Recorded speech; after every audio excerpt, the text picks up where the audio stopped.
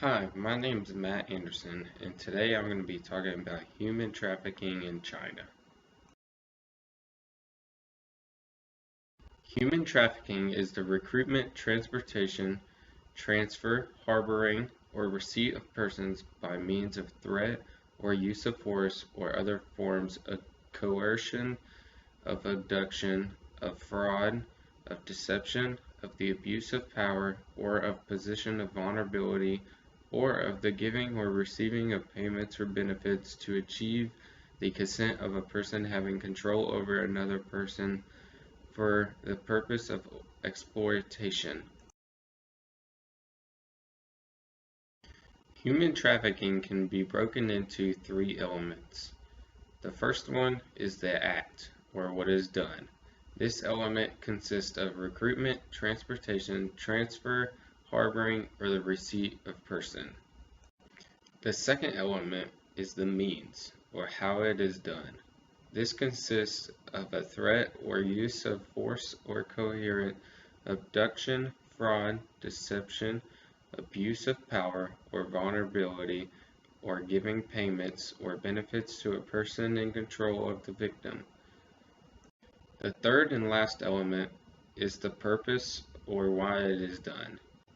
This is for the purpose of exploitation, which includes exploiting the prostitution of others, sexual exploitation, forced labor, slavery, or similar practices, and the removal of organs.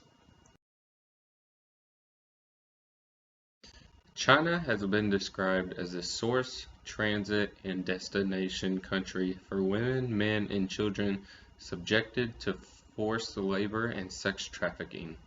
As much of the trafficking in China occurs within its borders, every year around 600,000 workers migrate overseas. A lot of the time, many leave for false promises of job opportunities and later forced into labor and prostitution. The number of female domestic and international migrants ages 17 to 25 is rising. However, the majority of migrant workers are low to medium skilled men. Children have also been put to risk as people are kidnapping and putting them up for illegal adoption. Most of the children kidnapped are boys, but recently the demand for children has increased, making them focus on girls as well. China is considered a transit country for traffic victims, which are destined to Thailand and Malaysia for commercial sexual exploitation, forced marriage, illegal adoption, begging, and forced labor. China is considered a destination country because women and children from neighboring countries are trafficked for sexual and labor exploitation. The process of child trafficking starts with the recruiting of the victim. Then next is transporting the trafficked children and then selling the children. When recruiting the victim, age does not usually matter. Teenagers, newborn babies, and young children are all included in child trafficking. Newborn babies are usually obtained from parents not wanting their baby, collecting abandoned ones, purchasing from other traffickers, and sometimes even stealing babies from parents. For older children, deception and abduction are the most common methods. Teenagers are mostly recruited from false job opportunities. Some girls are told they will make money being a waitress and then end up working in nightclubs. A lot of teenagers are abducted by force. Some are beaten to where they cannot defend themselves anymore. This makes them easier for the person to abduct them. It is found very common that people use force to abduct and kidnap through serious bodily harm to their parents. Transporting trafficked children usually consists of moving children from underdeveloped regions to the urban areas with some exceptions. The trafficked children are transported in all different ways, such as cars, trucks, boats, trains, motorcycles, and sometimes on foot. Sometimes to make sure authorities do not suspect anything, the children are put to sleep by pills. The selling of children in China is run like a legitimate business. The kids, usually sold at the age of 3 or 4, are sold like actual objects. The wholesaler and the buyer sign agreements and even warranty is put onto the child. A child can be returned in 3 days if found unhealthy or they are just unsatisfied with the baby. Most sellers let the buyers take the children to the hospitals to check if they are healthy or not. The children of China are sold for many purposes, such as illegal adoption, forced marriage, labor exploitation, sexual exploitation, street trading, begging, and committing street crimes. Illegal adoption is very common. Boys and girls are both targeted, but boys are much more valuable. Most children are forced into families that have trouble producing children. In many rural areas, buying women and forcing them into marriage happens a lot in China. The women are abducted and sold to wives of impoverished men. This happens a lot to save money for the husbands. Buying a wife is not commonly seen as a crime in rural China. In the 1990s, labor exploitation became a big issue. Sometimes children are forced to work long hours a day with no pay. These children have to do it because they are forced to do it by violence and beatings. A relatively new trend in China is child trafficking for the purpose of sexual exploitation. Many young women are told they can get jobs as waitresses or factory workers, but end up being forced into prostitution. The last purpose of selling children in China is for street trading, begging, and committing street crimes. Individuals force the children to carry out street trading. This consists of selling flowers, shoe polishing, etc.